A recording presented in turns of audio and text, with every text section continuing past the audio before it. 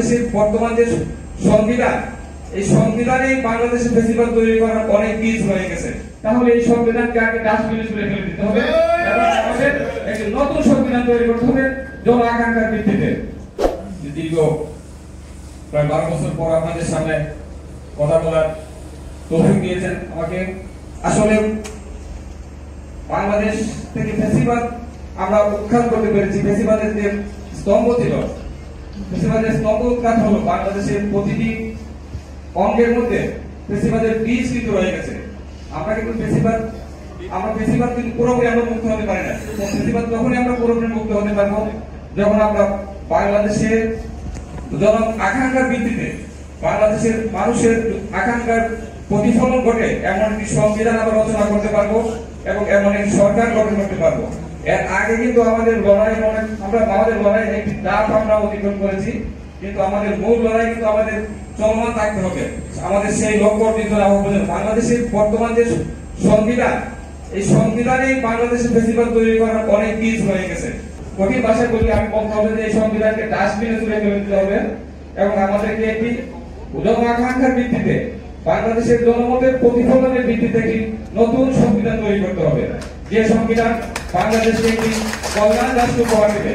বিচারপতি খায়রুল হক এই সংবিধানের সর্বশেষ যে কতগুলো প্যারেগ্রাফ দিয়েছেন, সেই সংবিধান যদি বাংলাদেশ সংস্কারের কোন সুযোগ দেয়, এই প্যারেগ্রাফের কারণে বাংলাদেশের এই সংবিধান যদি কেউ বলে সংস্কার করতে হবে, আমি বলবো না, এই সংবিধান সংস্কারের কোন সুযোগ নেই।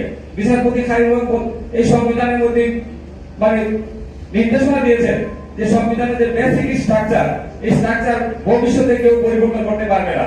যদি বেসিক স্ট্রাকচার আপনি পরিবর্তন না করতে পারেন, তাহলে আপনি সংবিধান কি সংস্কার করবেন? সংস্কারের কথা যারা বলেন তারা তারা মানুষকে ধোঁকা দিচ্ছে। বাংলাদেশ সংবিধানের সংস্কারের কোন সুযোগ নেই বর্তমান সংবিধান থেকে। আরেকটা বিষয় হচ্ছে, সংবিধান একটি গণভোটের একটি বিধান ছিল, মানুষের মতামত নেওয়ার একটি বিধান ছিল। বিচারপতি খায়রুল হক সাহেব সেই বিধানটিকেও সংবিধান থেকে সরিয়ে দিয়েছেন। সুতরাং এখানে জনমতের নেওয়ার কোনো প্রয়োজন নেই, এই সংবিধানের কোনো সুযোগ নেই। তাহলে এই সংবিধানকে আগে ডাস্টবিনে ছুড়ে ফেলে দিতে হবে এবং আমাদের একটি নতুন সংবিধান তৈরি করতে হবে জন আকাঙ্ক্ষার ভিত্তিতে। এই নতুন সংবিধান তৈরি না করা পর্যন্ত বাংলাদেশ থেকে ফেসিবাদ যাবে না। বাংলাদেশের ফেসিবাদ আবার ঘুরে ফিরে আসবে।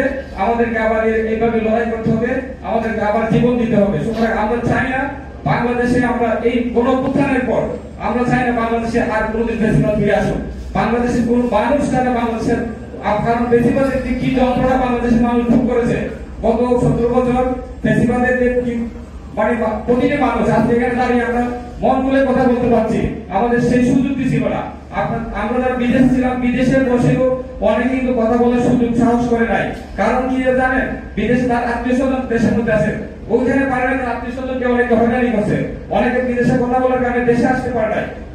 সুতরাং দেশে বিদেশে কেউ কিন্তু শান্তিতে ছিল না ফেসিবাদের কারণে। যে আমাদের মধ্যে যে একটি ফেসিবাদ বিরোধী যে ঐক্য তৈরি হয়েছিল, এই ঐক্য বিনষ্টের জন্য ফেসিবাদের যে ক্রিয়াকলাপ রয়েছে তারা নানাভাবে ষড়যন্ত্র করছে আমাদের ঐক্য ফাটল করার জন্য, বিভক্ত সৃষ্টির জন্য।